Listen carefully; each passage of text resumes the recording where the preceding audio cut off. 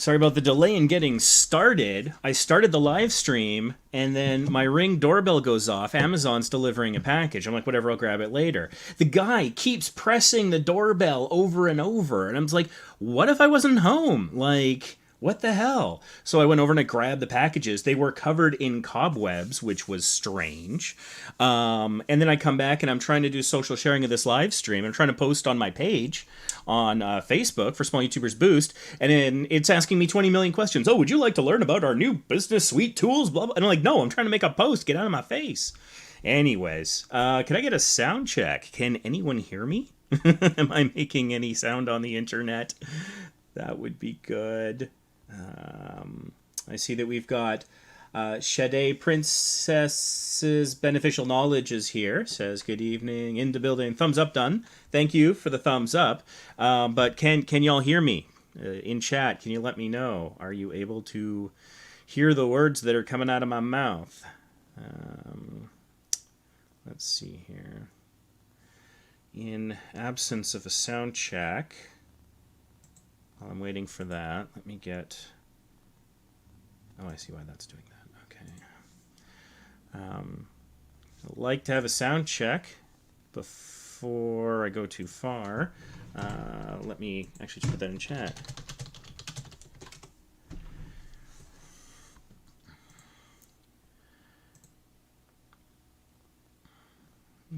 Yeah, in theory this is live.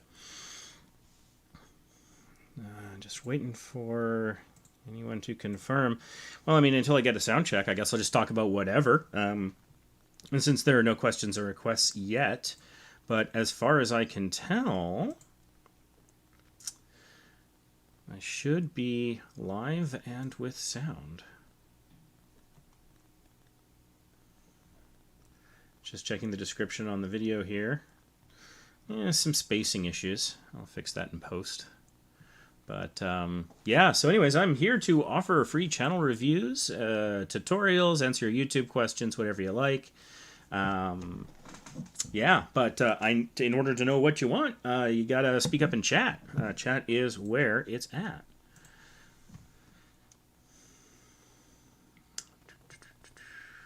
Let's see here.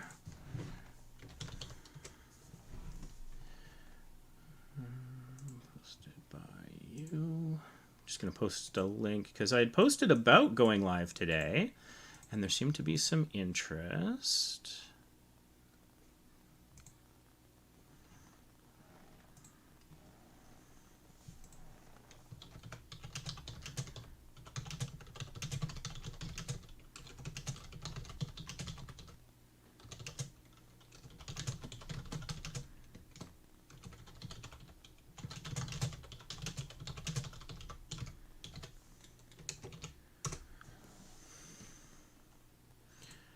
It's funny. I thought I let the thing go for a while before being able to switch to, being live. And normally that helps build an audience so we get some people in chat. But yeah, other than one person just kind of saying hi. Can you hear me? Can you hear me? Let's see.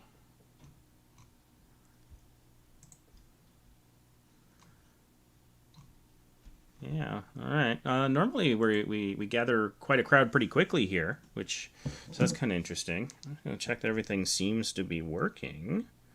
I checked on desktop. I'm just going to quickly check my phone. Yeah, okay. On my phone, I'm just going to turn on sound on my phone to see if I can hear myself through my phone. Check my phone. Okay.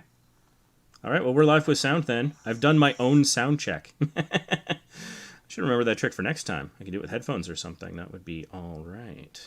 Okay, so anyways, I'm here until 5 p.m. Pacific. It's currently 3:21. So you get me for a little over an hour and a half, and I'm here to answer your questions, talk YouTube, do a live tutorial, whatever it is that you need, I'm happy to help out with. Just here volunteering my time. So while I wait for people in chat, if you have a request, if you have a question, something you'd like to see a tutorial on, if you want channel review, you want me to take a look at one of your videos, maybe get it unstuck in the algorithm or something, let me know in chat. That's where requests are, and we'll go first come, first serve. But I guess one thing I can talk about while we're waiting for requests in chat is I was watching a Roberto Blake video the other day, and it was kind of interesting. So it must have been about 6 months ago that YouTube first announced that they would be running ads on channels whether you're monetized or not.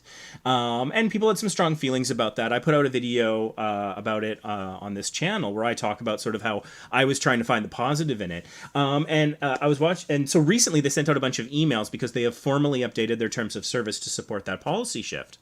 And so a lot of people kind of got upset about it again. And so I kind of reshared that video in some places so that people kind of get their hands around it. But Roberto Blake made an interesting point in a video just a week or two ago where he was saying that part of why they could be doing it isn't so much that they want to monetize channels that haven't met the monetization thresholds yet of subscribers and watch time. And channel age, apparently your channel has to be 30 days old, at least. That I didn't know about, so that was new. But it's he made an interesting point. He says, let's say that you are one of those top 3% YouTubers. The top 3% gets like 90% of the traffic on the platforms, just kind of the way it is. And so he says, like, let's say you're one of the biggest names and you do something that should get you demonetized. Well, if they demonetize you, they're also sort of demonetizing themselves. Because if your video is still getting all that traffic, but they're losing out on potentially millions of dollars in revenue if you are one of those top 3% channels. And so he made this point that he says, like, with this, they can now demonetize channels as punishment for violating terms of service, community guidelines, all those sorts of things, without hurting themselves because they can continue to run ads.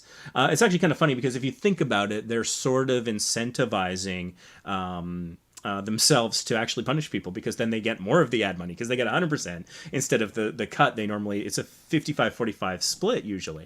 Here, I'm going to turn on some extra lighting here. There we go. I think that's a little bit better. It is bizarrely quiet in chat. This is sort of a new one for me. I mean, I can vamp with the best of them, certainly. But generally, I am here to help answer your questions. And so, just check in one more time here to see sort of what kind of viewership we're dealing with.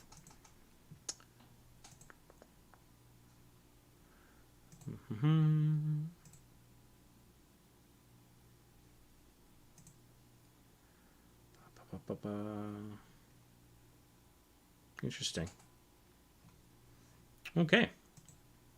Well, I suppose, yeah, just kind of talk YouTube stuff while we wait for other people. Some rules of the live stream is that you don't really, like, don't promote yourself in the chat. Don't be like dropping links and say check me out and all this kind of stuff. If you have a request of me to review your channel, or, you know, oh, I'm struggling with this video, can you check the SEO or something like that, happy to do it. But if it's a case of like you're just self-promoting, that's not okay. That's sort of where we draw that line. In terms of the kind of stuff I'm willing to do, I'll happily look at your channel. I'll even check out your videos sort of information, but I won't watch the video. I've got my browser muted so that I don't want people to think that I am hosting their content, which I don't want to do. I don't want copyright issues, none of that nonsense. And also, one video could be like 2 hours, and that would be more than I have time for today. So, that having been said, there is that's sort of one of my ground rules. But I might, if you have a video that's a little stuck, I can go in, I can look at your title, description, thumbnails, tags, maybe even some of your social sharing, and see if we might be able to get a little unstuck. Because that can happen sometimes. You can have a video that can do great and then just suddenly flatline. That's just the way that does sometimes go. So yeah, those are some of the rules. I've got lots of resources and tools in the description. Admittedly, affiliate links down there. Oh, this is kind of unprecedented. Normally, I am bombarded with requests and don't know what to. Well, no, I do know what to do, but like, it's so many requests. But we've got nothing. So that is kind of interesting. Might try something a little different. Have an idea. There's something I always thought about doing on one of these live streams, and there hasn't been much appetite for it, but I thought it might be interesting if I just, while waiting for requests in chat, I can actually do some moderation in the Facebook group. And you can kind of watch along and see what things get approved and what don't, and how that works. So this is the admin panel here. Not everything that you see is sort of accurate. So for example, the member request count, that number says 119. That's not true. That's not true. Let's go there. There's 2. And let's just approve those 2. So it's not 119. And so these numbers aren't always trustworthy. It says we've got 331 pending posts. That is probably exaggerated by maybe about 100 or so. So there's that. So let's go and see. What is interesting is Facebook, of course, like every social media platform, it has its own algorithm. And so that algorithm, it kind of tries to help you. As most algorithms do. I mean, people often lament and disparage algorithms, and I understand why. But I find that they're generally trying to solve a problem. An algorithm is meant to solve a problem. And so, finding it a little bit warm here. It is almost technically summer. I'm just going to go quickly turn on a fan to get a little airflow rocking in here. I will be right back just to adjust that.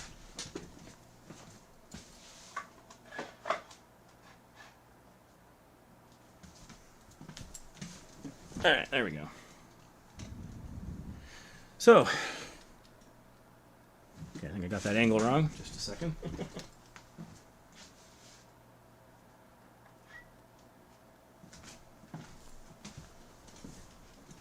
That's better.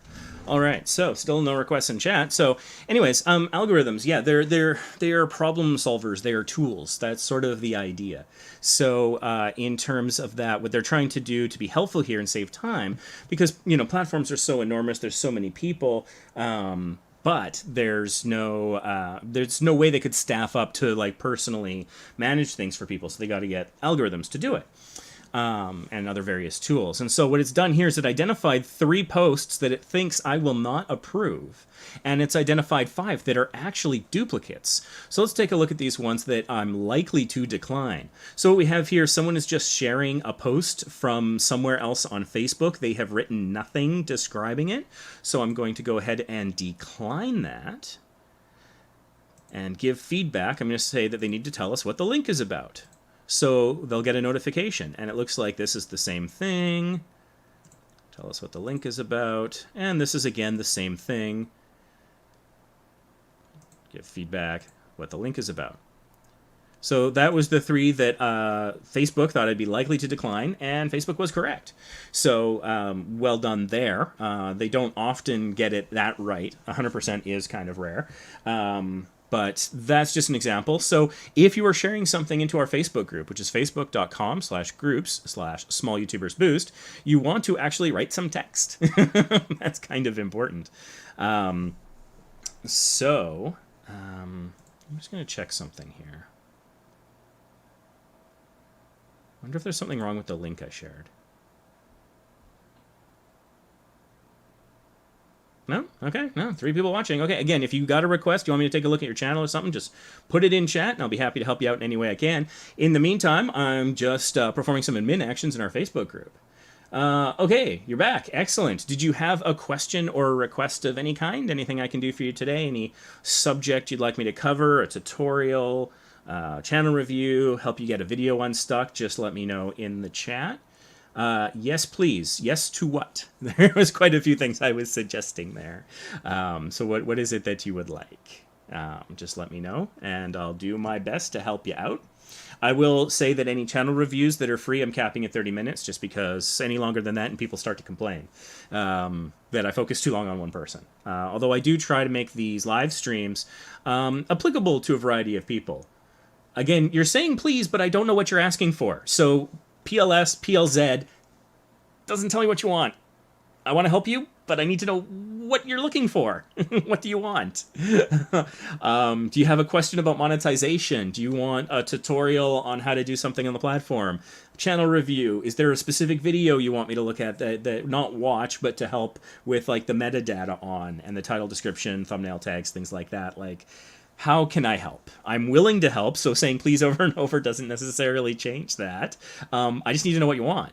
And this is honestly, I get private messages like this a lot that have like a lot of review please. Okay, I'm going to guess that's a channel review. I would really encourage people to communicate in full sentences. I get so many messages that's like 3 letters. It's not even a word on Facebook Messenger and on Instagram and other things. And it's like, without a full sentence, it's incredibly hard to help people. But I'm going to assume that this is a channel review.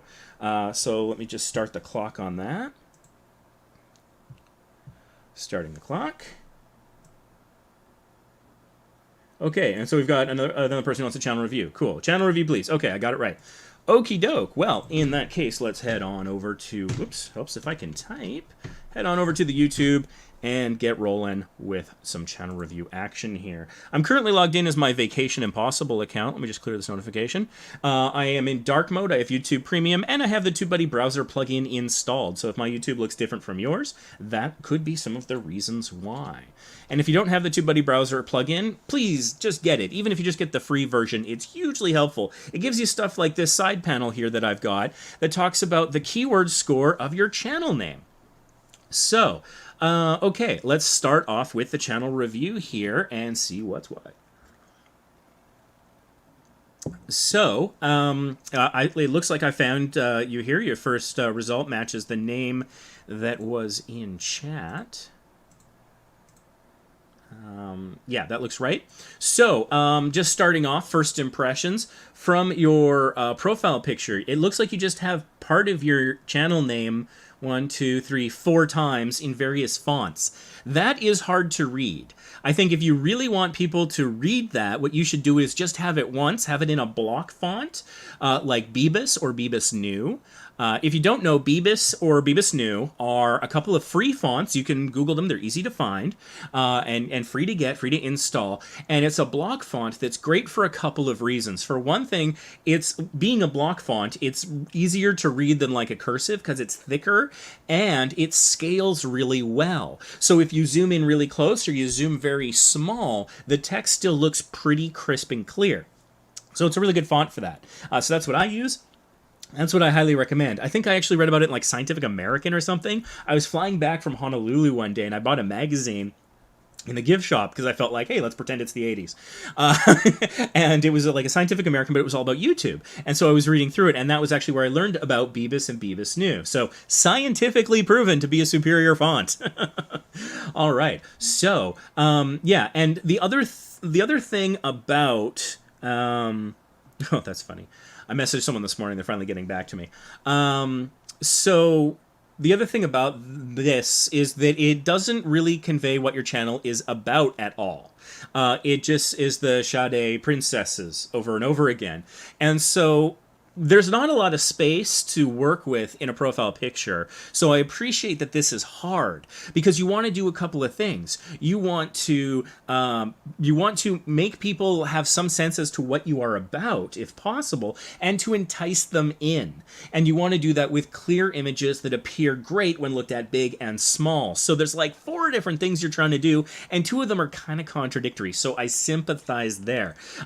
So at the very least, just have your channel name or the first part, whatever you want, once, block font, and maybe some kind of image that gives us a clue as to what your channel is about.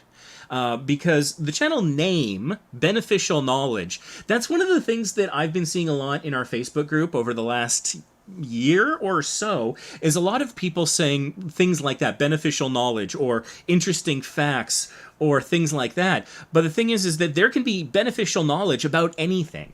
There can be beneficial knowledge about how to break into the porn industry, how to win at video games, how to travel more effectively, how to be a better author, how to make $1 million. It can literally be about anything. So far, based on your image, your profile picture, and your channel name, I know nothing about your channel. I can make a couple of assumptions. I can assume it's not a comedy channel because it's beneficial knowledge. However, it could be beneficial knowledge about how to be a stand-up comedian. So honestly, nothing at this point has been ruled out. And so that's hard. We're not really enticing an audience. We're not letting them know what you're about. And so going on from there, I'm going to look at what part of your channel description appears in the search results here. So it says, thank you for visiting. It's all about you, not me. Now, thank you for visiting. And I'm going to be brutal here. None of this is meant as a personal insult. I'm trying to, as quickly as possible, give you actionable tips and advice so you can make your channel better and be more successful. And so I might not be as nice as I could because it's time limited. But so full disclosure there. And feel free to take this advice with a grain of salt. If you're thinking, I don't know what I'm talking about, feel free to ignore it. You know, I'm not expecting you to do any of this. I'm just giving you options. That having been said, take out thank you for visiting. Thank you for visiting has no SEO value whatsoever, and it doesn't communicate any information, and it doesn't make people want to click on it. And let's prove that point. I'm going to use TubeBuddy. I've got the browser plugin installed. Affiliate link down below if you want to get this. It is a lot of the functions I'm using are free. Keyword Explorer is one of those free functions. The difference between Keyword Explorer paid and free. Free, you can only do so many searches per day, and it doesn't give you as many suggestions. And then the paid versions, you get more of that stuff. I have Legend level account, so I've got it all. I went whole hog head to get the whole meal deal. For a lot of reasons. A big one is there's something called, what is it? It's the Click Magnet. And that's a Legend level feature, which is game-changing for thumbnails and CTR. So I highly recommend Legend. That having been said, what do you figure the Keyword Explorer score is for thank you for visiting? I'm going to guess high single digits. I'm going to guess a 9. Might be higher, might be like a 14, but I think I'm going to guess a 9. Let's see what we get. Oh, wow. Wow. Now that's weighted for my channel. Let's go unweighted. There we go. So oddly, for my channel Vacation Impossible, thank you for visiting scores very well, which is goofy. I don't understand why that would be. That's one of the benefits of TubeBuddy. You can look at it in general or for your specific channel, niche, and audience. So looking at it more generally, poor. 13. So a little higher than I thought. I was guessing a 9. I thought it could go up to like 14 or 15. 13. Pretty close. So the point is that this is not going to bring people to your channel. The search volume is low, and the competition is actually, like, when it says poor, it means it's high. It means there's a lot of competition. For example, in this search term, you are competing against 17 million videos that have the phrase "thank you for visiting" in there somewhere. And that's against only 11,000 searches, and that number seems high to me. I can't believe there's 11,000 people that searches "thank you for visiting." I don't know what that is. Maybe they're looking for like a Creative Commons video that they could use for something. That would be my guess. I don't know why people. Oh, okay. But here we've got related searches. Thank you for visiting Willy's Wonderland. I don't even know what Willy's Wonderland is. Now I'm curious. Thank you for visiting Florida Sign. Apparently there's a podcast by that name. And thank you for visiting me in my dreams. Don't know what that's all about. But the thing is that is your channel about Willy's Wonderland? About Florida Sign? Is it about this podcast? I doubt it. And so even if people were searching this, and even if you somehow miraculously came up in the search results, I don't think people would be happy with the result because I don't think it's what they're looking for. So that is a waste of space. And what's important is you're wasting space at the beginning of the channel description. And as you can see here, it cuts off. It only gives you the first 2 lines in the search results. Now, YouTube is only one place where people can search for channels. And I know people always forget about their channel description. And that's one of the things I say for small YouTubers. If everybody's forgetting about something and we remember, that's an advantage for us. And we got to fight on the battlegrounds that like Mr. Beast has forgotten about, you know? And I don't know Mr. Beast, so I like not call him out or anything. I'm just saying that like the big channels probably don't care as much about the channel description. Whereas if we do, we can get an SEO advantage there. So cut that out. Now, it's all about you, not me. I kind of like that. It's cool. It's a good phrase. But I still don't know what the channel's about. So it's a cool phrase. You can keep it if you like. Maybe not right at the beginning. I still don't know what your channel's about. I have a passion for helping people and touching people's hearts. Okay. A couple things here. For one thing, people's, there should be an apostrophe between people and S, or after the S. Those rules get a little tricky. But anyways, there should be an apostrophe there somewhere. Because there's a possessive. It's the hearts that are owned by the people. Grammar rules aside, I have a passion for helping people. Awesome. So do I. Both of my channels are about helping people. I help people plan their vacations and save money so they can travel more and inspire their next trip. And I help people succeed on YouTube. Are you doing either of those things? Couldn't tell you. And so really what you desperately need to do in maybe your channel name, depending on whether that's locked in or not. I'm not seeing a subscriber count here, so I'm thinking it's hidden.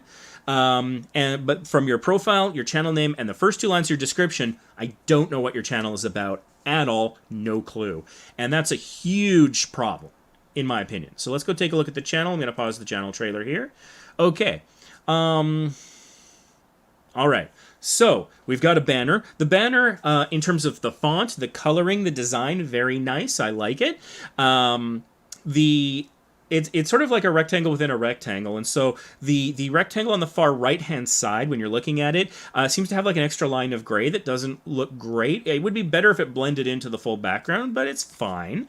I like the font you're using and the color choices, and even the gradation's pretty good. One of the things that I've been reading about over the last year is that the modern logo design and graphic design is favoring flat images so that they look better on the mobile. And so the gradient might not look great on mobile, but on desktop it's fantastic. But that's something to think about. Maybe take a look at your channel on mobile, and that's what I would recommend you do. And then just kind of look at it with a critical eye and make sure that the banner is appearing exactly as you like. But that having been said, okay, we got your name again, great. Bringing you beneficial knowledge and inspiration. Okay, so we have a new word has been introduced into our knowledge of your channel, and that is the word inspiration. So now I'm thinking maybe it's going to be motivational speeches and things like that. I honestly still don't know. And again, huge problem. So you've set up a link to subscribe in your banner here. It's the question mark sub confirmation equals one thing. So cool that you've set that up. Yeah, I think that looks formatted correctly. The problem is it's right next to this giant subscribe button, so it's a little redundant. And again, it says subscribe for great stuff. What great stuff? I still don't know what this channel's about. This is kind of frustrating. It's hard to give advice when I don't know the niche or the genre or the subject or the point of it all. And so really, audiences are lazy. Most people do not have the patience that I've had to this point to go and dig and to find out what this channel is even about. People want what they want, and they want it right away, and they don't want to have to jump through hoops, and they don't want to have to guess to get to it. Now, that might sound like an indictment of people, but really, it's efficiency. What some people call being lazy, other people call being efficient. They're not wasting their precious and limited time. We only got one life on this earth to do this extra work on behalf of total strangers that they have no idea if at the end of this long rabbit hole is there going to be anything of value for them. So great stuff. Okay, you think your stuff is great. It's good to have confidence, but you need to lead with some specifics. So, honestly, I think rather than subscribe for great stuff, I think that shouldn't be a subscribe link there. I think you should have links to other social media accounts. Now, again, not knowing anything about what your channel is about, regardless, this is advice for everyone, you should have a multitude of social media accounts. Sign up in your channel's name on Twitter. Create a page on Facebook, a company page on LinkedIn, an Instagram account, just all the things that you can think of. Even if you don't really use them, what you're going to want to do is lock down that username, because you don't want other people getting the same username as you and then maybe pretending to be you. I talk about this sort of dream/nightmare scenario where maybe somebody famous tweets about you. I don't know, Jimmy Kimmel does a bit about your channel or something, and for some reason makes fun of you, but it draws tons of traffic and you get 1 million subscribers overnight. And now on Twitter, someone's pretending to be you and they're selling Bitcoin or something or some other scam. In your name. They're making money off of your work. They're souring your name. If these people get scammed, they're going to say, I got scammed by this person when it was never really you. As well, when you want to get verified on a platform, those magic little check marks that say that you're the real official deal. A lot of people call themselves, official, blah, blah, blah, but that doesn't mean anything without the check mark. That's just something they typed. So in order to get those check marks, one of the things that helps with that on some platforms is if you are on a multitude of platforms and you have a consistent logo and subject matter, content, style, voice that you speak in, that can actually help you get verified, especially if they're people pretending to be you. If they've got the font all wrong on that logo, then it's less likely to be you. And another reason, even if you're not going to use those platforms, to sign up now, if you haven't already, is because it'll have your sign-up date. It will say, join Twitter on this day. So if you joined before the person pretending to be you, that's further evidence that you're the real deal because you got there first. Those things are kind of important. Now, I know it's a little bit about sort of like, oh, worrying about how millionaires are taxed because one day I'll be a millionaire. But it takes almost no time at all. And once you have that account there, you want to find your audience on the platform they're already on. Some people really love Twitter. Some people love Reddit. Whatever it is, when you go and you share in those places, you're going to them, and you could find whole new audiences that way. And so if you already have an account, it makes it easier, and then you do it in the hopefully professional branding of your channel name and your brand. Okay. So let's go on from there. Now, it looks like you've hit in your subscriber count, which frankly hamstrings me a little bit. Not knowing where you're at in your journey. If you have more than 100 subscribers, then you probably already have a custom URL. And so I noticed, for example, that in your subscribe link, you're not using a custom URL. So if you had one, I would advise you to use it, but I honestly don't know because I don't know how many subscribers you have. So it's harder for me to help you. And this, I made a video on this channel not too long ago about a couple of the reasons. It's just a short about why I think hiding a subscriber count is a bad thing. If you have more than 1,000, I might be talking about your community tab, but I see you have a community tab. So, okay, you must have, and now I'm having to play detective. Again, so much secrecy. We don't know your subscriber count. We don't know what your channel is about. I don't know why you're making it so hard for your audience to get into it, get involved, to be with you. I think people prefer open books rather than closed books. They're easier to read when they're already open. So, okay, I have deduced that you have at least 1,000 subscribers because you have the community tab. Okay. So maybe you're monetized. Maybe you're not. Have no way of knowing. But I suspect possibly because one thing else that I noticed, you have the join tab. So that actually makes me think that you've got a substantial number of subscribers. Now, the membership thing has been opened up and the requirements were lowered, so maybe it's not a lot more than 1,000, I don't know, but that's interesting. So you've already got some sort of a community, you've got exclusive membership where presumably you offer things like early access to videos and exclusive content, and maybe like exclusive emojis and things in chat during live events and premieres. Okay, fair enough. So the thing that you have serving as a channel trailer for a channel trailer is a little on the long side. Generally, I recommend channel trailers be between 30 and 90 seconds, unless you're telling a very particular story about your channel that is presented in a very engaging way to basically total strangers. That having been said, when people don't have channel trailers, I recommend that they take a short video and put it here in place of one until they make one. So I imagine that's what you've done, so that's good. It's good that you're using that feature. I would recommend, particularly because your channel is such a mystery, and it's so hard to find out what your channel is about from an outsider perspective, I do strongly recommend you make a channel trailer. My advice for how to do that is to just think for a minute with a piece of paper, notepad open, whatever, and just think of like the 6 coolest things that have ever happened on your channel. Maybe you captured some amazing footage, like for my travel channel, I got footage of the Coast Guard rescuing migrants from a sinking raft from a cruise ship. That's just one of the clips I use in my channel trailer. And if you want, you can go take a look at Vacation Impossible, and there's a channel trailer there that follows sort of this advice, and it might inspire you to make your own. So if you think about like a half dozen or so really cool things, if you're a gamer, really that amazing shot you couldn't have taken, comedy channel, the funniest like pratfalls or something that doesn't need a lot of setup where they can see in an instant that it's funny. Whatever that might be. If you're an impressionist, you know, your best impressions, bang, bang, bang.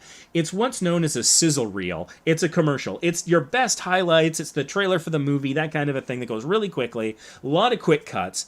And when you're making that, depending on your content, you can just keep the original audio, like if it's a impression channel, that might be the way to go. You know, have your Shatner and your Walken and everything else that you might do. I just really enjoy Christopher Walken impressions. It's kind of my jam. But whatever it might be, you know, everyone does a Jack Nicholson, right? But you can use the original audio if that's appropriate. But if the original audio doesn't quite work, or for whatever reason you don't feel that's appropriate, you could do a voiceover where you explain why you created your channel. Not only do I not really know what your channel is about, I don't really know why you made your channel. And so there is, this is linked. This is a book by Simon Sinek. It's linked in the description. It's an Amazon affiliate link. I also highly recommend his TED Talk on the same subject. So that's Simon Sinek, Start With Why. If you very early on communicate why you do what you do to your audience, they can see that they probably have the same values as you, and they can form an emotional bond that makes them more likely to support you in all those different ways, including, for example, channel membership. And so I think that you could have that in a voiceover for a channel trailer where you talk about why you're doing this. And that can help people really just dive in right away. Whether or not you have a voiceover is, of course, up to you. But you might also want to consider, if you're not using the original audio, you might want to use some music. And so if you don't have music, we do have a link to Epidemic Sound in the description. It is an affiliate link, but what you can do is you get a free month. In the free month, that's when you make and upload your channel trailer using their music. You'll own the rights to that video forever. And so during your free month, if you don't have a channel trailer, strongly recommend that's the time to do it.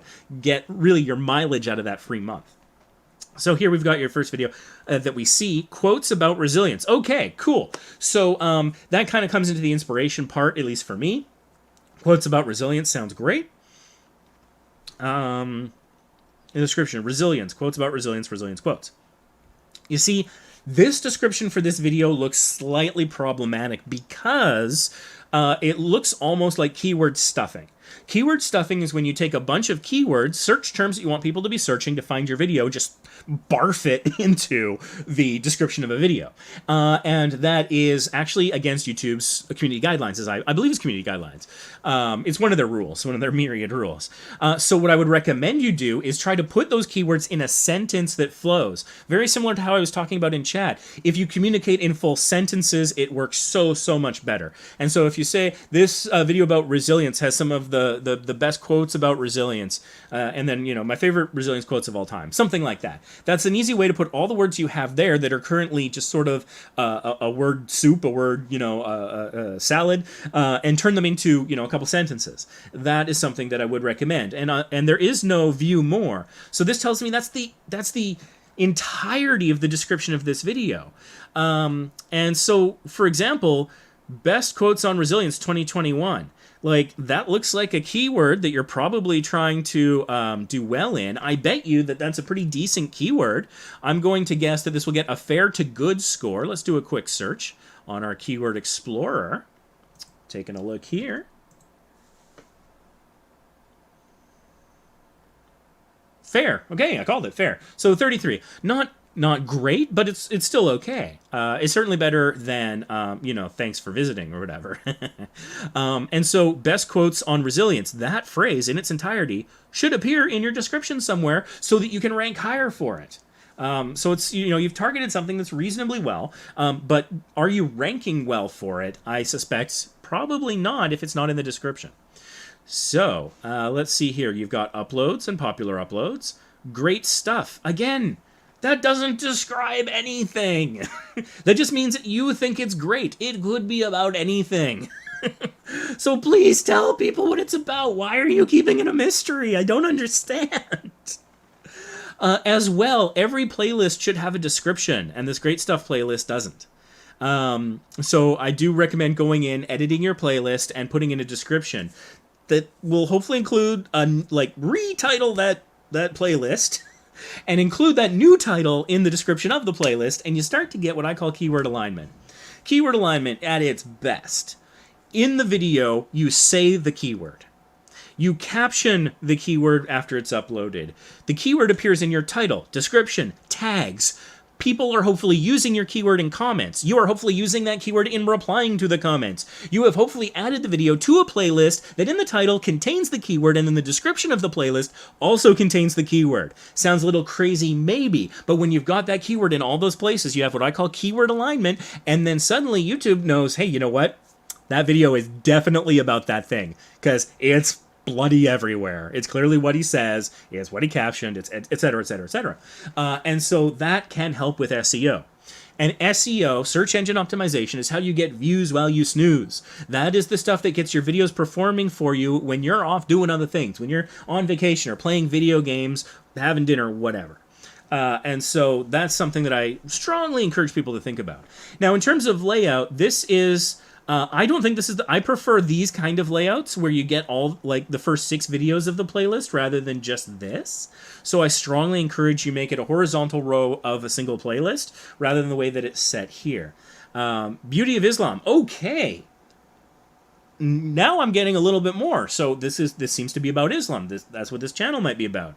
And inspirational quotes playlist, good playlist. And you got a description here, selection of excellent positive quotes that will uplift you to start or end your day well. Positivity is key. Remain positive no matter what life throws at you. This will help you along your... This is perfect. This is how you do it. That's how you have a description for a playlist. So I know you know how to do this. Take whatever process philosophy you brought to your inspirational quotes playlist and use it on the whatever great stuff means playlist. All right. How-tos. So this is a playlist of playlists, which is a little unusual. I don't fully understand this. So there's a general how-to, and then this is hands and nails specifically. So you might want to consider making them each a row rather than this, because you got all this blank space here that's not being used. You could have 4 other videos that could have their thumbnails enticing people to click on them. And so I view that as a missed opportunity, similar to up here with the great stuff, if you've got room for more. And so you got shorts, that's great. Your shorts are getting some decent views, so your shorts game is pretty strong. Awareness Day. Bringing awareness of special days that are celebrated at different times of year. Okay, Awareness Day makes me think that there's one day where you raise awareness. But this is awareness of multiple days. Huh. Yeah, that's interesting. Oh, Awareness Days playlist? I'm not sure. Maybe chat can come up with a slightly better playlist title, because right now it's a little unclear. Also, I'm not entirely certain why there's a hashtag in your titles here, because when you go into a playlist, I mean, the hashtag is not clickable as a hashtag. It just is it just loads starts the playlist playing because it's part of your title. So I don't think that there's a benefit to having a hashtag there. It seems out of place. And so I would remove the hashtags from your playlist titles. You can have hashtags in video descriptions, and I would recommend no more than 3, because if you don't have a location, then those hashtags will appear above the title, and that does look pretty nice. So there's that. Now, Channelytics is probably not going to have much use because there's views, but yeah, subscribers are hidden, so that's hard. So your views are kind of steady. Looks like you had a bit of a spike on May 25th. Who wants to bet that you put out a video on May 25th? Oh, look, May 24th. There it is. So the video on May 24th seems to have done some benefit to your channel, a little bit above the average. So I would look back on what video did you release on May 24th and how did you share it? And what was sort of your SEO strategy there, and see if that's a topic that you can have additional videos on, and like not the same exact thing, but similar. You know, so maybe it was, I don't know, unboxing a cell phone, so maybe you want to do unboxing cell phone accessories. Now, this channel, obviously, is not about that, so it might be about a particular holiday or something. Well, maybe you did a video just on the holiday in general. Maybe you want to do another video about the food, specifically, that happens on that holiday. And if it's a holiday where gifts are exchanged, what are good gifts for that holiday? Or what's the best way to celebrate it? Or comparing how they celebrate that holiday in different parts of the world. You might be able to tack different things onto that to kind of reproduce that success and gain momentum in the algorithm in those sort of nichier versions of the subject matter. You got a premiere here scheduled. So there's a lot of text in your thumbnails here. That's pretty small. You have the power to create a better future. Treat children well. Okay. And justice. That's okay. That's interesting. Yeah, that's a little tricky because there's a lot going on in that one. Monetization, subscriber appreciation. Come and see your name on screen. Happy birthday to me. That happy birthday to me thing is very hard to read. Double blessing. There's a lot going on there. Yeah, that's a little tricky. Easy way to tell which side of your car fuel cap is. Now that's useful. That's kind of cool. I'm curious about that. Yeah, is the icon different based on the... now I wonder. I want to know about that. Now, this looks like it's a short, because it looks like it's shot in landscape, and it looks like it's 59 seconds. The thing about shorts is you can have stuff outside of that in the thumbnail for when it appears on desktop. That might be something you want to consider. What do we got here? The day, the power of love. That's a very unusual sentence. The day, the power of love? Overrules the love of power. Okay. The world will know peace. Okay, so this is a Gandhi quote. So I probably shouldn't criticize the grammar. Fair enough. I just wonder if it could be truncated a little so that the font could be increased so it'd be easier to read. I don't know. That's a little tricky. I think that you could remove Gandhi's first name, and then you could increase the size on that a little bit so it'd be easier to read. Because I think when you say Gandhi, most people know who you're talking about. Let's see here. One thing to keep in mind, in the bottom right-hand corner is where the time codes go. So, for example, some of the text on your thumbnail here, for the poor of the, I'm guessing, world is kind of cut off by the time code. Part of your channel name is cut off here. So that's something to be aware of for everybody in the bottom right-hand corner. That's kind of not your space. That's YouTube's space. So don't put vital text there is my advice. All right. And so that's my 30 minutes on that review. So just going back to chat here. Let's just see here. Never thought about SEO for the About page. Most people don't, and that's where I think that's a good chance.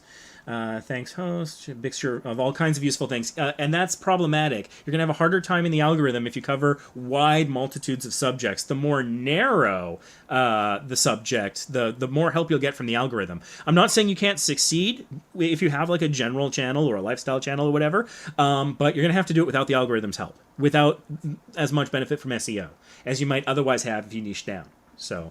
just saying. You made me laugh. Okay, that's good. For more great stuff. This is valuable. Thank you. Very good. I agree. Just making sure I'm not, pissing anybody off, because I can be pretty savage sometimes. About my channel, working on that. Barf was funny.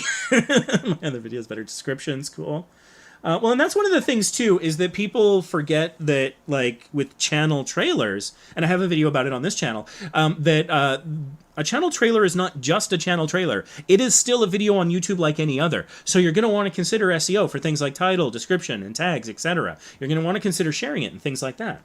Okay, so Life and Times of Cartier, assuming I'm saying that right, would like a channel review. Our second channel review, start the clock. Start off as I always do by searching the channel name. That looks like a match to the icon in chat. So, this is a sort of a cartoon version of a person in profile, which is pretty good. And let's look at how it appeared in chat. How did that scale really small? No, really small. That looked good too. So I think that's good. It doesn't communicate much to me. It gives me a sense a little bit about maybe you and sort of your appearance, but not much more than that. But it's still a good image. And again, I know earlier in the previous... Oh, wait, hold on. It didn't reset the clock here. Start that again. Anyways. Oh, no, wait, I think it did. Okay, my timer was being a little weird. Got to remember to cut off 30 seconds or 40 seconds on the end there. Anyways, so for this, oh, right. I was saying that the profile picture, it's a small space where I ask people to do a lot, to do those 4 different things. And so sometimes you can't do all those things. You need to narrow down on doing one thing very well, making a good scalable image that is crisp, clear, and works at all resolutions, and you do that here. And so... well, it's nice to also communicate information. That might not always be possible. You might muddy the image if you were to try. So just have that word of caution if you consider messing with your profile picture. Don't necessarily run the risk of making it too busy. You might be good with what you got. So Life and Times of Cartier makes me think that it could be about Cartier, the retailer, the high-end jeweler, makers of watches and things like that. Or it could be your name, and in which case it could be a lifestyle channel. And I struggle with lifestyle channels because I, to this day, can't define it. I hate lifestyle as a definition or a niche because tell me, what does lifestyle rule out? I ask people what is lifestyle, and they'll just tell me what kind of videos they make. Oh, I do hair and makeup and video games or whatever. You know, I do me shopping at Walmart for, I don't know why. I don't know why people make those videos. But anyways, if there's an audience, there's an audience. Good for them. You know, but lifestyle can mean kind of anything. And so there's if you are a lifestyle YouTuber, there's that risk that it's really broad. And the more broad your subject matter, it might help you as an artist. You might enjoy, you know, not sticking in one niche, and creatively it could be great for you. But algorithmically, it hurts you. The algorithm won't be working for you. You'll be working at cross purposes. And so lifestyle for me, my moderators had kind of basically sat me down in our Facebook group, facebook.com/group/smallYoutubersBoost. And so they basically said, no, lifestyle is a thing. You got to accept it, Ray. And I'm like, okay, fine. But honestly, I don't know what lifestyle is, because it can be anything. Or at the very least, there's nothing that it excludes. I don't think. So let's see here. Okay, so the description. Travails? Is that supposed to be trials? Or is it really travails? I don't know. And tribulations as I build my S52 swapped E36. What in the Sam hell is that? Again, being brutally honest, none of this is meant to be offensive, but holy cow, what is this? S52, is that a car? Is it a computer? What the hell is this? Swapped E36. You know, in my universe, I like to travel a lot, and I like to go on cruises. These look like stateroom addresses to me. So maybe in some niche, like if they are car models or computers or I don't know, then maybe, then like those could be really well known. Like even in just the space of YouTube, there's acronyms that we know really well. And so it's easy to get caught up in jargon. And that's not necessarily a bad thing. If your target audience is going to know what the heck you're talking about, then solid. I might not be your target audience. I'm just some dude in Canada who knows nothing. So, you know, that's probably fine. It could be, whatever it is. And so, although, I mean, I gotta, okay, it's not letting me highlight it. So S52. I gotta know. S52. Very good. Okay. Don't know what the hell it is, but it's a great keyword, so well done. Succeed in a space that I don't understand. Good for you. Fantastic. Let's see how good E36 does. I bet it's fantastic. Whatever it is. I bet it's going to be awesome. No, that's just a fair. Okie doke. All right. But now I know. So, fair enough. S52, go for it. So if it is supposed to be trials, take that extra S out of there. I'm not sure about the all caps. All caps on the internet is generally considered to be screaming, so right now someone would read this as Trials and Tribulations as I build my S52 swapped E36. Welcome to my official YouTube account of Ferd Cartier. So that reads funny. And so, yeah, you know, Trials and Tribulations is kind of okay. Or Trials, as the case may be. Welcome to my official YouTube account. No, please, no. Stop. Basically, as mentioned, this is, yeah. Let's check the keyword value of this. It ain't gonna be much. I'm sorry, I'm really, like, sassy Ray today. I don't know why. Actually, you know what? I'm curious about Trials and Tribulations. Let's check that, too. It wants it to be Trials. I'm not going to let it be. And you know what? I've heard the theory that intentionally misspelling things... Holy God. Okie doke. Scores are very good. Why not? Okay. There is clearly a world out there that I know nothing about. This is fascinating. And on its own, it's fine. Sure, keep it. Fantastic. Good for you. That's what I love about TubeBuddy. Like, we can all have our own great opinions about things. Oh, this is, you know, a great search term or a horrible one. Having the data really takes that personal perspective out of it. And so we can all just agree a number is a number. And that's why I love that. Holy cow. What's going on here? This is insane. This is insane. Why is this scoring? Is TubeBuddy broken? What is this? Welcome to my official YouTube account. Scores an 89. I gotta call BS on this. No, just no. That can't possibly be. No.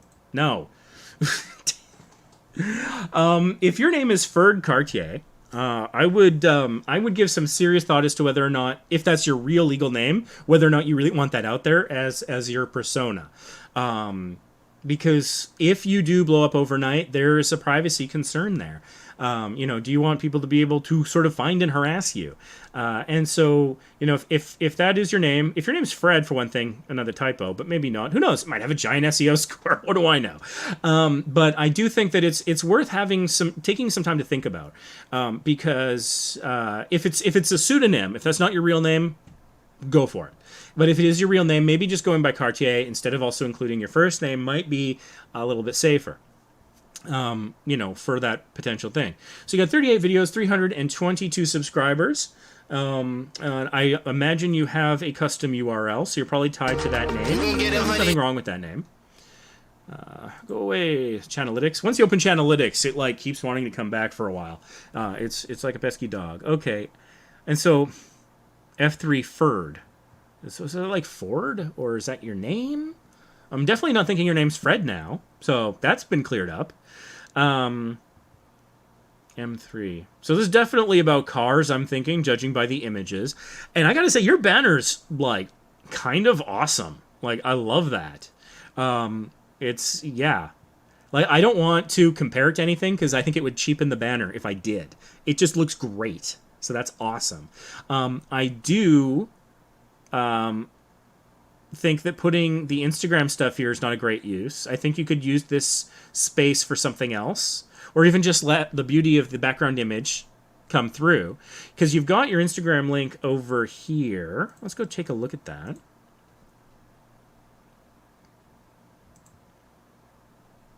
So yeah, the trick here is that you've got sort of inconsistent naming convention. So Life and Times of Cartier, but M3 Ferd, and it looks like there's another account here, Ferd Cartier. Actor, model, fitness, car enthusiast. So I think I understand what you've got going on here, in the sense that this is probably your personal account, which can be about, acting, modeling, fitness, what have you. And then this is kind of like your channel account, although this also says actor, model, car enthusiast. So I guess those are car models that you have, and there's a link to your channel, which is good. There's that custom URL. Well done there. So I think that's probably fine. I just think for your channel, you got a bit of an identity crisis going on. Are you Life and Times of Cartier, or are you M3 Ferd? And if at all possible, if you could pick one and then align everything consistently, as I mentioned during the previous channel review, that does help with things like getting verified checkmark, and as well looking like, professional to brands and stuff like that. So there's that. It looks like you've got a website you're linking to. What is this? Do you have your own website? Like FerdC, I think, .com, I think. It's taking a while to load. If this is your own website, who are you hosting on? I use GoDaddy, and God, there are days when I wish I didn't. See, this is the thing. You're asking for a lot of patience from your audience, waiting for this to load. I'm giving up. Sorry. You got Twitter there. Twitter's linked appropriately. Let's take a look at your Twitter. All right. I'm an actor that knows how to model and fix cars. Marketing director for House of Friends. That's cool. My first feature on a website. My login is here. Vacation Impossible. Okay. I'd click like, but this is my travel account. So, tell you what, I will go click like from the Small YouTubers Boost account. And that's one of those things, when you've got a multitude of accounts, you want to try and keep, in the vein and the psychology. Here, I'll give you a follow, too. That should get you up to 100 followers. Or maybe up to 98, because you were 98. So if I refresh... Whatever, you're 99 now. You got a follower. So there you go. But when you are in, because I've got sort of 3 personas or accounts or whatever. There's just me, Ray, the guy. I'm known as Cowman on Twitter, on Instagram, in the Mario Marathon where I participate and support them. And so there's that, which is just kind of me. So like on Instagram, I posted a picture of my brand new couch, which I just got delivered. I ordered it in April and it arrived like last week. And so like if I posted my couch on Vacation Impossible, people are gonna be like, "What are you doing?" And they are going to leave. And the algorithm is going to get confused. And brands are going to be like, what's this guy's deal? So I try to be careful about, like, for my travel-related stuff, that's Vacation Impossible. Here, I'll show you the profile there for that. And that is my Vacation Impossible account on Twitter. And so I try to engage with things on a travel dimension. And if I see something that I want to engage with on a different level from a different point of view, I use the other account. So for example, what's the easiest way to get to this? Search.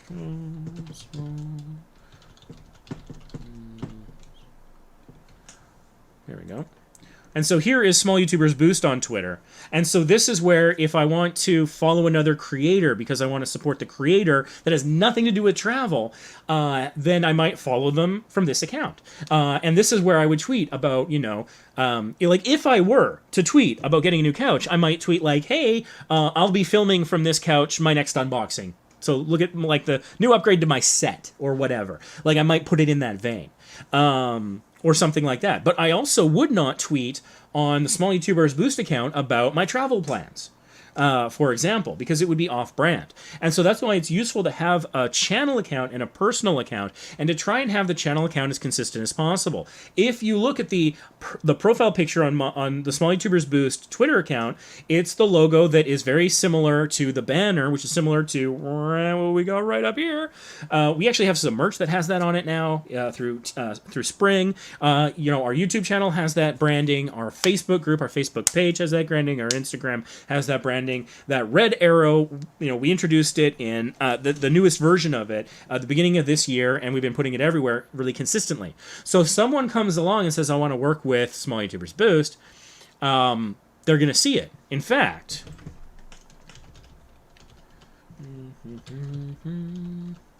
I don't think I told anyone because it's kind of trash. Let's see how long this takes to load. There is a smallyoutubersboost.com, if you can believe it. It's a work in progress. It's kind of trash right now. But again, you'll see there is that consistent banner, that consistent icon, that consistent look as I go across platforms and even to my webpage. So if a brand thinks, hey, I want to work with this person, they might do some due diligence and check you out on a multitude of platforms. So having a consistent brand, consistent look, consistent image kind of keeps it professional and doesn't confuse them, and so they might be more likely to work with you. So for example, if you do car modification, maybe there is a company that sells kits, and so, you know, TRD Racing or whoever might want to get you to open and try something, whatever. It's probably not, I don't know from cars. Whatever. You know, maybe some upholstery company wants to send you some seats. I don't know what kind of stuff you could get. But whatever it might be, if you're super consistent, then they're more likely to look at you as a good professional partner that understands things like brand management. If you understand it, they're confident that you'll manage their brand well as a potential sponsor, reviewer of free products, or what have you.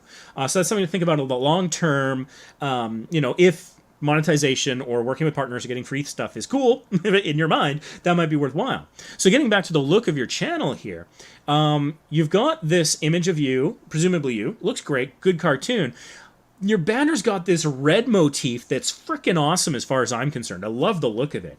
If you could put yourself with maybe with some elements of that background, that might look kind of cool, and then maybe bring some consistency of a color scheme.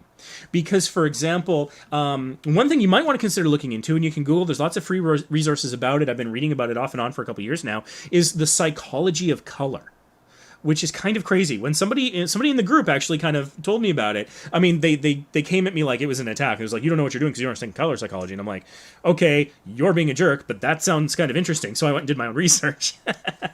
So I wasn't introduced to it in the nicest of ways, but I did my own research and I discovered certain things. So for example, the color blue is Here's some blue. Here's a product that's blue. What feelings does blue evoke in the subconscious of people? Generally, and this broadcast is not, this live stream is not sponsored by anybody, but I use enough of these that if they ever want to sponsor me, hit me up.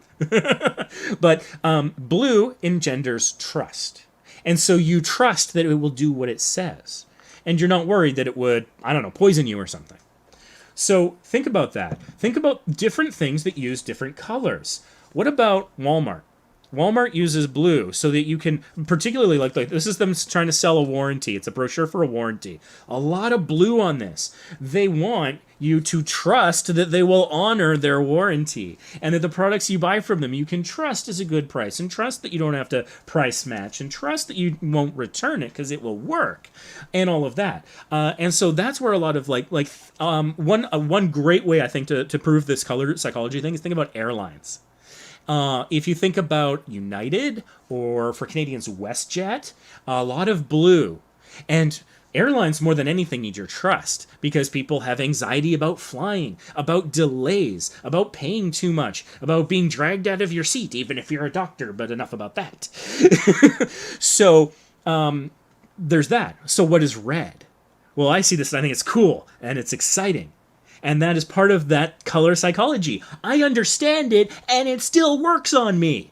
So even if you know it, it doesn't stop it from working, which is crazy, right? But let's use this superpower. You know, are the big channels thinking about this stuff? I don't know. But if we are, that's an advantage, right? And so red is about excitement. And I think excitement, while tied to a car and the car genre and space, is absolutely good. And so like with Small YouTubers Boost, we use red because it's similar to the YouTube colors. We want that positive association. And we want people to be excited about achieving their dreams and succeeding. And on Facebook, for example, my personal profile picture, I have a blue background because it frustrates the hell out of me when I'm trying to help someone and they think I'm like lying or something or trying to make money off of them. And I'm like, I'm giving you free tool and free advice. Why attack me? Come on. And so I'm thinking, hey, I'll use every advantage I can. It used to be orange. I changed it to blue on the hopes that maybe people will associate it with like, hey, you know what? This is a guy that's actually helping you. He's been around for a long time. I've been on YouTube since 2006, uploading videos since 2008, filming since 2001, managing the group since in the group since 2016, and running it since 2017. Been around a while, not going anywhere. You can trust that I'm still going to be here tomorrow. I mean, not live. You know, tomorrow's Father's Day, so I'm going to Olive Garden. But, and maybe an escape room, vaccinated. So that's awesome. But the point is that so involving the red, I think, as a dominant or even a highlight color throughout your profile picture, consistent color in thumbnails and things like that. It's like, yeah, excitement. I'm excited to upgrade my car. I'm excited to, people like you watch car commercials. There's always a red one. The red racing car is always what we think of with excitement. And so that's something to think about. And like there are some airlines out there that have a red theme as well. And I noticed that their advertising is about exciting vacations. Something to think about. So let's see here. What is serving as your channel trailer is 8 minutes long, which is very long for something like that.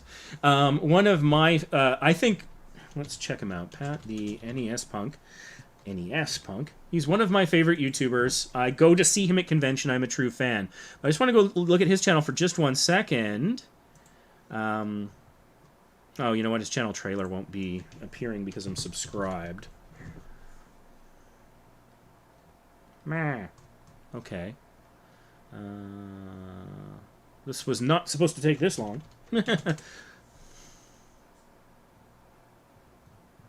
Dang it. Probably like a welcome to my channel. What do you want to bet? This is not a good day for my welcome to my channel rants. Okay. I'm going to do something else then. I'm just in another window going to go incognito so I can get his channel trailer up because I just want to quickly show you something with regards to channel trailers. Because I think... Actually, this should work. Yeah, welcome to Pat's channel. That's what he calls it. All right. Oop. Let's just go here. So, this is only 41 seconds. Oh, it's unlisted. That's why it doesn't show up. Now, that's an interesting thought. You could make your channel trailer unlisted, so you don't have to worry about the SEO convention of it, but still have it appear on your channel. You could. The point is, and I love that face, but yeah, he does, in 41 seconds, he explains all the different programming on his channel, and there is a lot. So let's just go back here to where we were. That was quite the diversion. So for 8 minutes, that's pretty long. Good Day, Episode 9. My E36 M3 Red interior. So what I would recommend here, a few things. For one, anything serving as your channel trailer should be much shorter. And I do recommend making a distinct and dedicated channel trailer. I talked about that during the last review, and I've got a video or two about it on this channel, so I won't dive into necessarily the dimensions of that, but again, 30 to 90 seconds is the sweet spot, is my recommendation, so something shorter. In the meantime, something you could have up there, do you have popular uploads? Oh, you have your most popular upload as your channel trailer. There is some strategery going on there. That's not necessarily a bad idea. And that's interesting. This is your most popular video. Because I have recommendations for the title, but I want to stress, if this video is still getting more than 100 views per month, do not touch the title. But just generally speaking, and in fact, here, let's talk more about this one here. So, Good Day. I don't know what Good Day is in this sense. Maybe it's just what you're calling a show that you do, a series that you do. If Good Day isn't something people are searching for, a recognized brand, I mean, okay, have I learned my lesson?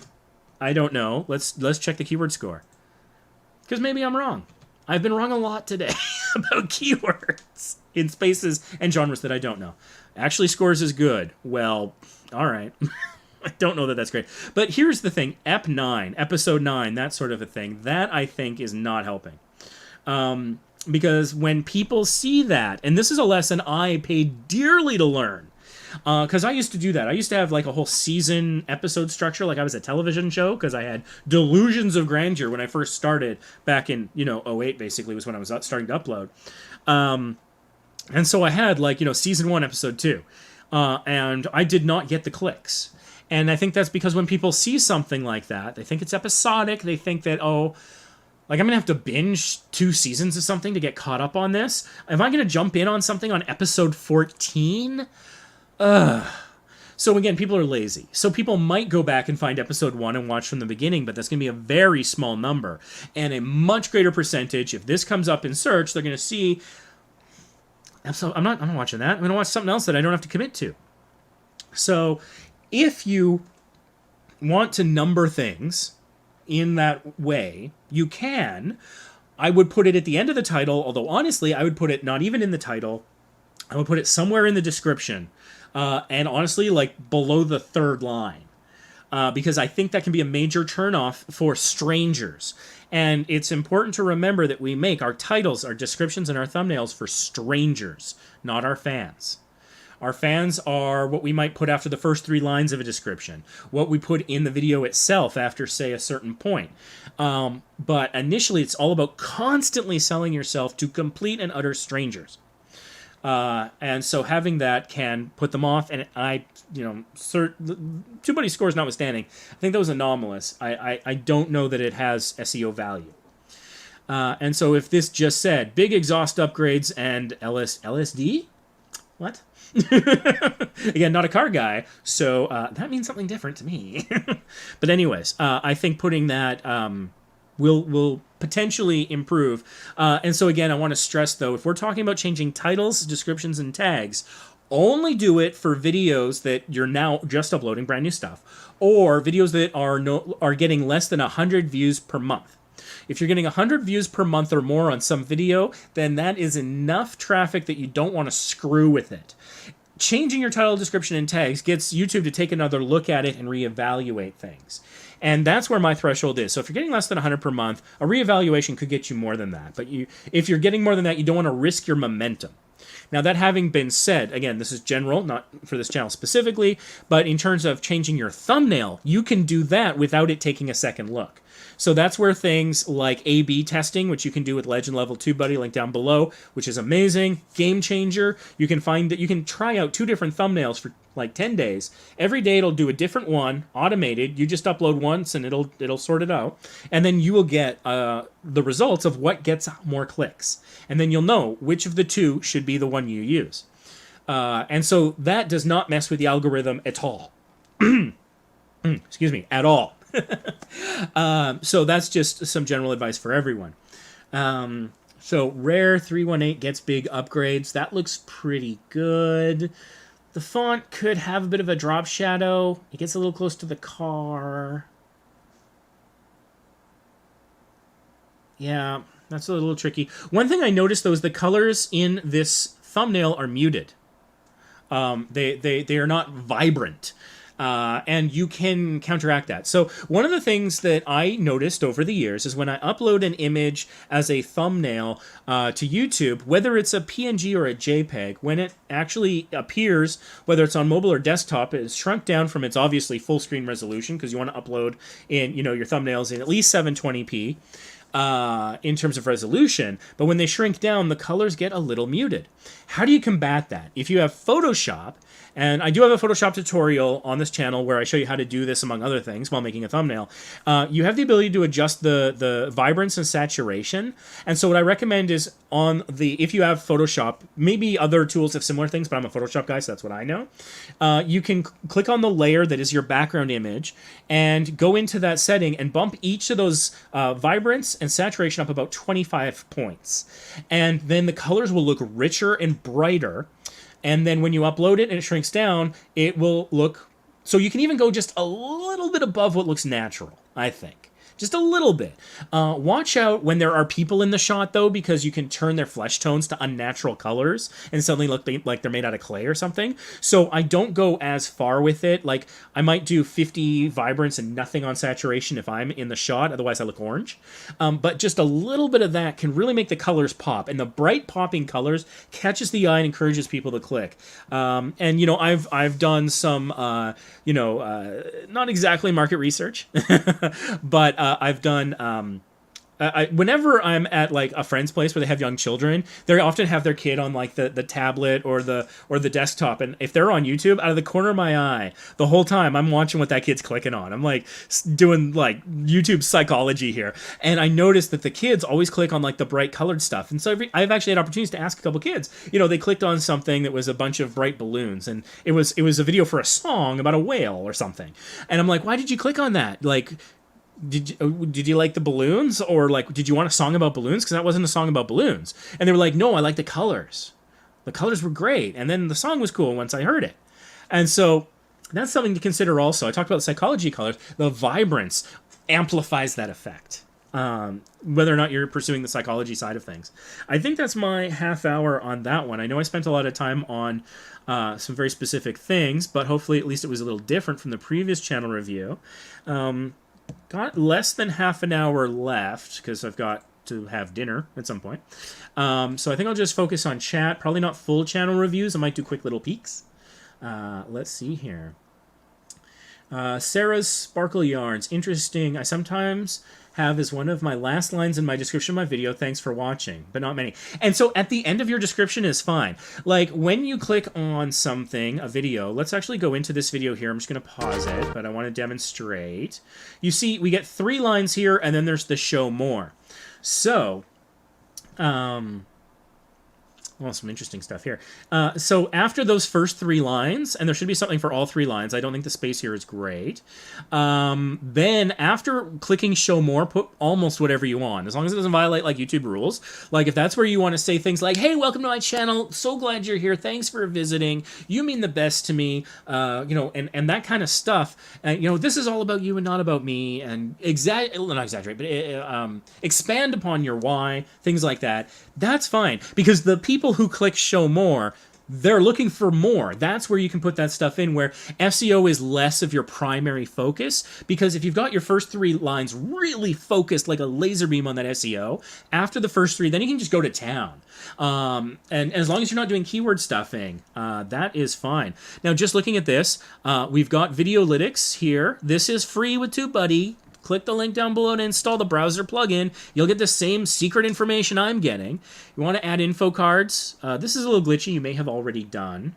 You want to add, like, what's your end screen look like? Whoa, I did not mean to go full screen. I just want to see what, like, the last few seconds of your video is like. Here, you got a little thanks for watching. Here you go. This is what you need. You need to do this, especially on your most viewed video. You could put right underneath or right next or right above this thanks for watching a subscribe button. All you also have to do, you have to have another video for people to click on. So when you go to add the end screen, there's an option of recommended for viewer. So the algo will do its algo things, and it'll pick one of your videos to suggest to the viewer to appear clickable. You can put it down in the bottom left-hand corner, or maybe right at the top here, somewhere where there's not a lot of detail. And then when you have that, you can also add a subscribe button. In fact, I'm not seeing it anywhere here. Let me just kill the sound. Let's just let this run for a second. There's no, you can have branding. You can go in and in the advanced settings, you can set up a watermark here that will be a subscribe button that people can click to subscribe. I talk about this in my Get Your First or Second 1,000 Subscribers video. You got to give people every opportunity to click subscribe as possible. That makes sense. That makes sense. And so I think in an end screen and in a watermark, absolutely. I don't think having it in your banner is a good idea, but those two places, 100%. In fact, if you are not subscribed to this channel, in theory, there should be right now in the bottom corner a watermark, if you hover your mouse over it, a subscribe button. And if you're not subscribed, hit it. Join us early for the next live stream with notifications on, and you might get one of the free channel reviews. Also, you haven't pinned a comment here. You got a lot of comments. In fact, this tells me you've got 18. Thank you, free Videolytics tool from TubeBuddy right there. So you should pick one, like one that you really like, and pin it. That's great because it gives you a little micro boost in the algorithm. It also sends a notification to the person who made that comment. That's positive for a couple of reasons. It might inspire them to come back and watch it again, or come back and reply, or come back and watch other content on your channel, or at the very least, it might just give them warm, fuzzy feelings about you that you acknowledged their comment in this very particular way. You can only pin one comment per video, and so it can build that rapport with your audience and begin to develop them into those potential true fans.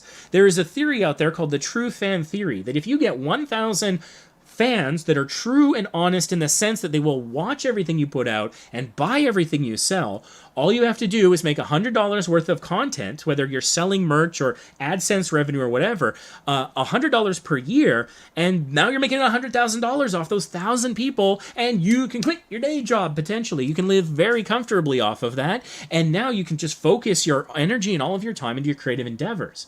So that's one of the ways that you start to build true fans. You hearted comments, which is great. Now find one to pin to do that same thing over again. And you might want to consider adding chapters. This is an 8-minute video. So as you cover different things, you can very easily add chapters. Check out any video, practically any video on this channel. A lot of the videos over on Vacation Impossible, all you need to do is just put the time codes in the description. You don't need to know special coding, you don't need software, you don't need special computer skills. You just type 00:00 space, and then whatever you want the first chapter to be. Introduction, intro, whatever you want. This serves a multitude of functions. One, it gives you a micro boost in the algorithm because you get the little check mark and YouTube is like, oh, this person's serious, they're putting the work in. But also, people can navigate your video better. So if somebody's like, I don't know, I don't want to watch this anymore, when is he going to get to the part that I want? They could just click along the timeline to the chapter of what they want, rather than clicking off your video. And so, you know, that might make it a little weird in some of your analytics, like maybe the middle of the video suddenly has, like, you know, a retention spike. But that's a whole lot better than them leaving the channel and not watching anymore. It can increase your watch time. And if monetization is something you care about, watch time is probably something you're watching for as well. You want to hit those 4,000 hours per year to hit monetization. And so that's one of the ways you can do it. Another benefit of chapters, I got to make a video about this. Another benefit is as you're making those chapters and labeling the chapters, it's secretly forcing you to kind of do SEO. Because if you're like, oh, that chapter is about this, and then you type it out as part of the description for the chapter heading, then that's also adding to the keyword searchability of the description of your video. And so chapters serve a multitude of functions. Some of them apparent, some of them not. I strongly advise it. What was I talking about? Oh, right, I was talking about thanks for watching and descriptions. Yeah, as long as it's after the first 3 lines, go ahead, go to town. That's fine. Gaming with DJ says, hey, Ray. Hey, DJ. Glad you're here. Let's see, what else we got? What if I have the same name as another channel which is over 100K? Yeah, that's tricky. Let's take a quick look at Gaming with DJ. Hopefully they're not hiding their subscriber count, because that would be vital information for what I'm going to consider here. So, okay, this one here, 277,000 subscribers, 16 videos. Holy God, how did they do that? How did they do that?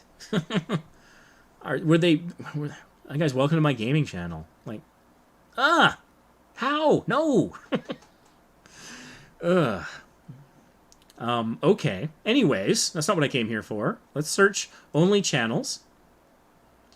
And let me take a look at the chat to see what I'm looking for. It looks like an Atari game controller that's maybe blue on top with a ball. Whoa. Whoa, no, that's not what I wanted. Where the heck are you?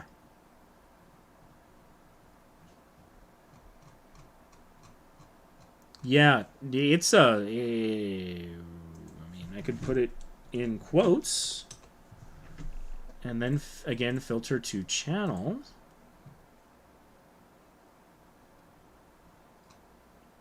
That's not you, is it? It's purple. Yeah, no, it's definitely a game controller. Yeah.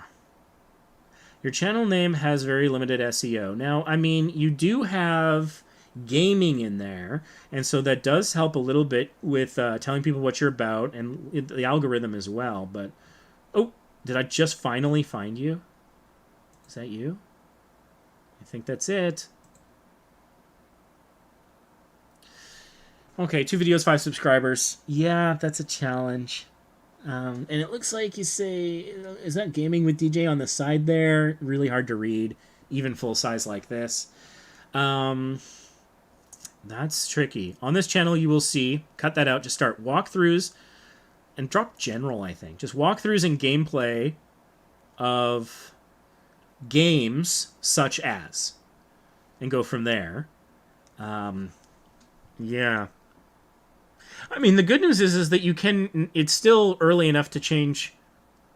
Is this DJ Talks? Is this DJ Talks having another channel? Because that kind of looks like you. So, yeah, I mean, you're still early on in this, so you could change the name. You're not locked into anything. I'm not necessarily sure what would be a better... let's see here. Wizard 101. Okay. Gaming channels is hard. Gaming makes up 1/3 of all of YouTube, so standing out in a crowd is tricky. Yeah. So, I mean, if this is DJ Talks, you've seen a lot of my live streams. You probably know a lot of sort of the advice that I tend to give. And so, yeah, if you can have a name that stands out more, that's fine. But with gaming, it's really hard to do. I don't know that it's worth... What about... Okay, let's assume this is DJ Talks. Let's assume. Keyword Explorer. I'm using this a lot today. So Gaming with DJ has a score of 59, surprisingly good. What if it was DJ Talks Gaming?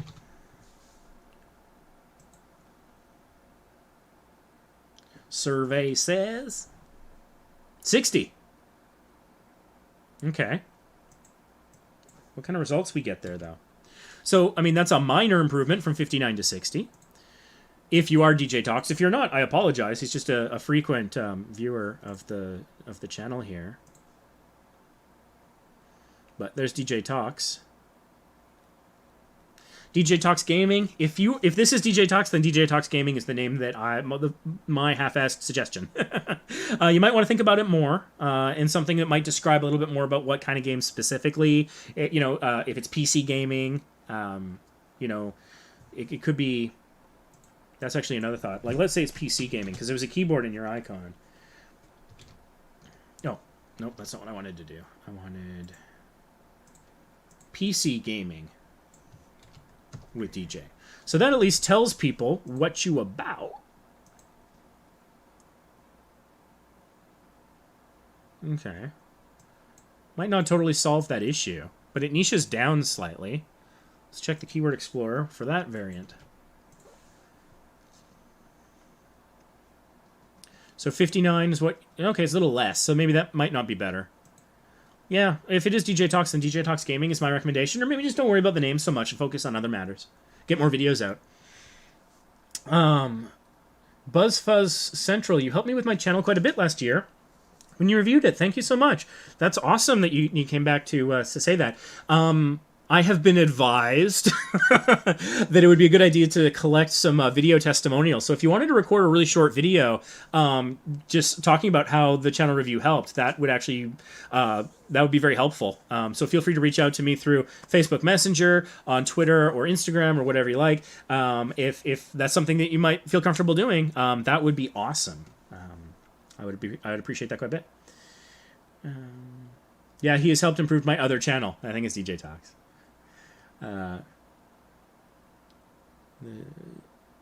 Sachuri the Shiba, hopefully I said that right. It says, damn, I'm late. You can rewatch it, of course. The stuff's normally rewatchable within like 45 minutes to 2 hours after viewing or something.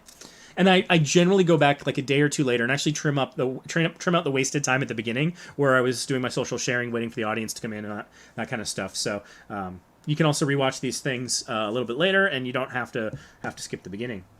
Let's see here. Sarah's Sparkly Yarns. I'm going to try to get a custom URL. I got one years ago, probably before the requirements were a thing, and I'll see if that one works for me now. It might be sort of the user, like if it's youtube.com/user whatever, then that would be like, oh, no, not there. Then that would be the old school way of it. Let's take a quick look. Yeah, I got 172 subscribers. It says channel. I thought that was hair for a second there. That background could benefit from some vibrance. Redbubble. Redbubble's pretty good. Instagram. Then about. Okay, interesting. So yeah, custom URL is a good idea. Sarah's Sparkle Yarns. I kind of like that name. That's cool. Let's see. Got about another 12 minutes to go or so. Oh wow, I didn't even know I can add descriptions to my playlists. Yeah, no, and it's relatively easy to do. Here, I'll show you all quickly. Oh no, wait, I don't think I can do that. Oh wait, I got an idea. I've got an idea. I really don't want to upset the YouTube gods by accidentally sharing stuff I'm not allowed to. But I think I can do this reasonably well. I just have to do it in a window you all can't see. There we go. And then just copy the URL over so you don't see me navigating through the places you can't see. So if you are in YouTube Studio and you click on playlists, you get your list of playlists.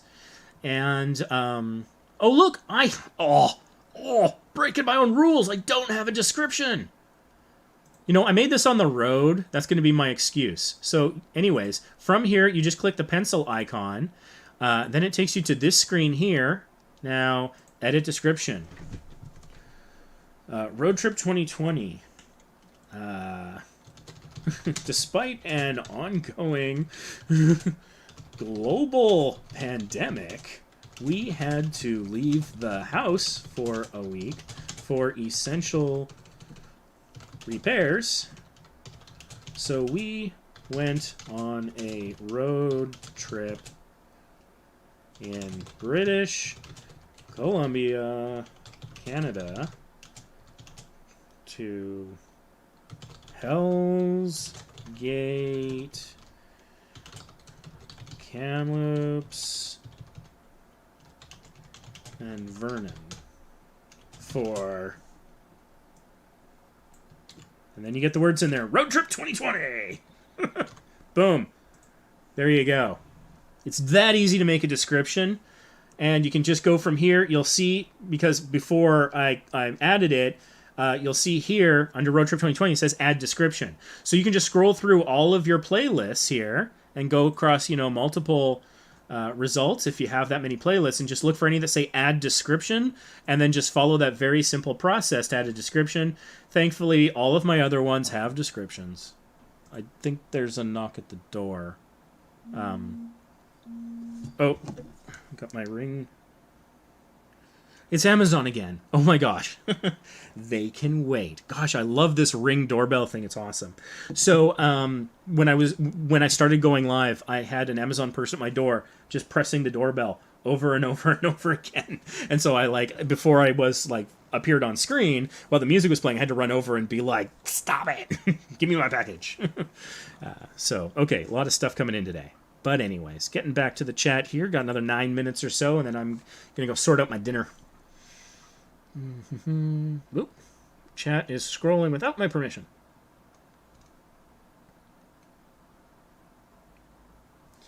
Working on my descriptions now. That's awesome. Yeah, Life and Times of Cartier. Got a review. Have you reviewed someone twice in the past, says Buzz Fuzz Central? I have. There's a couple people. Stupid Robot Fighting League, DJ Talks, a couple people. Generally, if I go back a second time and I still recognize the channel, I try to cover different things, and it might not be in as depth. But yeah, I've done repeats before. Can I have a review also? Unfortunately, we are out of time for today, but if you subscribe with notifications on, you'll get a notification when I go live next. The sooner you join us in chat, the more likely you'll be able to get a free review. If you're not willing to, try the lotto that way, you can contact me through Facebook Messenger or Twitter or Instagram by direct message, and we can work out a paid option. Basically, for $25, I'll make a 45 to 60 minute long video where I'll review your channel and give you action items, and there'll be a link to your channel in the info card, the description, the end screen. I think that's all the places. And so you can rewatch it as much as you like, and you might get a little bit more exposure by being on the channel that way. That is a thing. But to put that much time and work, because it takes several hours to do that, basically I ask that you buy me a lunch at fast food place in compensation. So that's $25 US. That price may be subject to change if I get busier. But that's where that's at right now if you're not willing to wait or gamble on a free one. The free one's only a half hour, and it's just part of the live stream. Let's see here. We need to get around to creating a trailer. I'll ask for a channel review for your next live stream once I fix these obvious issues. I like that. I like this. Yeah, that's good. That way you get more out of it. He does reviews in order of chat. That is correct. I'm just going to get demolished on the review. Maybe. Just, watch out for that at the beginning of the description saying welcome to my channel or something like that. And, then I'll probably not be too savage. It's like my trigger. Fizz says, plus you can change your custom URL, so don't feel stuck to the name on the URL. That is true. There are some restrictions about how often and what you can change it to, but there are options there, so you can look into that. TUBEBUDDY broken, yeah. I'll follow you back. Hey, that's nice. You don't have to, but I do appreciate it. We do put tips and other things on our Twitter as well. Like your banner, awesome banner. I don't know if that was for me or Cartier or somebody else, but I like the positivity. Disregard my request for review. I've got a lot of things to finish on tonight. That's cool. Volunteer for review. I did take a very quick look. Didn't really do a review at all. Hopefully next time. Red usually associates with danger. Sometimes. But it depends on how it's used. Like stop signs and blood and things like that, yes. But that's something to... and again, go and read about it because there's a whole list of things that can be associated. Are you a doctor in the real world? No, I'm a senior manager with a government organization. Just kind of leave it at that. I don't want to say too much. I normally don't even say that much. That's my day job. I have a degree in political science honors with a minor in economics. So no kind of doctor, but it's nice that you thought to ask. I got a doctorate from the School of Hard Knocks. I got a doctorate from the School of Failing at YouTube. I failed enough that I learned enough that you guys can hopefully skip my failure steps. Let's see here. Somebody left somebody else a message. Might be for me. I don't know. If you do leave me a message on Facebook Messenger, it can take me a while to respond. I do get upwards of 100 messages per week just because of the Facebook group. But I do get to everyone. I don't... However, if there's no clear question or request, I don't necessarily respond. Like, if they were like, hey, your video was awesome, I might say thanks, but I might not have time. But so, if you do have a specific thing, I would say, please speak in full sentences, please, I beg you. And yeah, if there's something specific that you want to do, a collaboration or a sponsorship or a Patreon review or whatever you're looking for, be explicit and let me know what you want, and you'll get a response. Yes. great comment here. I think episodic really only works if you're really well established already, or an actual TV show. Yeah, absolutely. Now you don't need dinner. I do. I didn't have breakfast, which was bad. My kid ate all my cereal that I like, my granola, my Harvest Crunch. Stream not sponsored. And so I skipped my breakfast in protest. And then my lunch was a can of soup, and I need something substantial for dinner. I don't know. I might order a pizza. I might go for a walk and pick something up. I don't know. I haven't decided yet. I believe Tim Hortons in Canada has free delivery right now. I might just order something from them. I don't know. Haven't decided. Thanks, appreciate everything you said. You're welcome. I even chapter my shorter videos. Yeah, I do that just for the algo thing, but I feel stupid when I do it sometimes. But yeah, I'll even chapter my shorts, and I feel dumb doing it, but it doesn't take long, so. A lot of competition. Am I too late for a review this time? Unfortunately, yes. So join us early for a free one, or contact me for a paid option. Gaming with DJ Talks. Wait a minute, did you change your name partway through this live stream?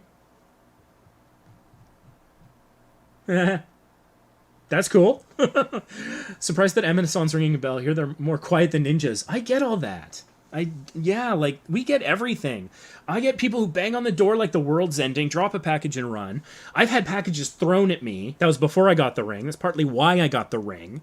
I've had packages left at the top of the stairs in the rain. I've had packages left at, like, another unit, next door. I've had next door packages left for me. Also, like, yeah. I mean, normally, it's like a knock-knock place, which is what the last person just did, thankfully. And I was able to tell that care of my ring. Or they'll push the button and place it and go. It was just like, yeah, right as I was starting the live stream here, about 2 hours ago, it was just press the button, press the button, press the button. I'm like, don't do that. U.S., we're Canadian. Well, if it makes you feel any better, I was born in America. And for Vacation Impossible, my audience is predominantly American. But Small YouTubers Boost is worldwide. And so we have a large contingent of membership from like India and the Philippines, all over Asia, the UK, Europe, all over the place.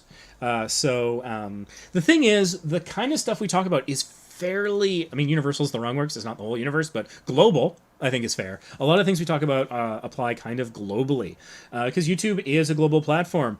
And I don't think small YouTubers can be picky about where their audiences come from. It can impact your CPM and your RPM because of currency conversion, local ad campaigns, and things like that. So it depends. Like, if you don't have much restrictions on your ads and there's like an election going on where your audience is, then you might see a spike in your CPMs or your fill rate, or your revenue will just maybe go up because like elections often cause like big ad blitzes, but depends. And so, yeah, a lot of this stuff really applies across the board. Yeah, just changed it. That's cool. I hope the new name works for you. It'll help me recognize you at least. So, yeah. And I don't know. People are like, oh, you can't possibly really mean to be helping people and you're just in it for the money.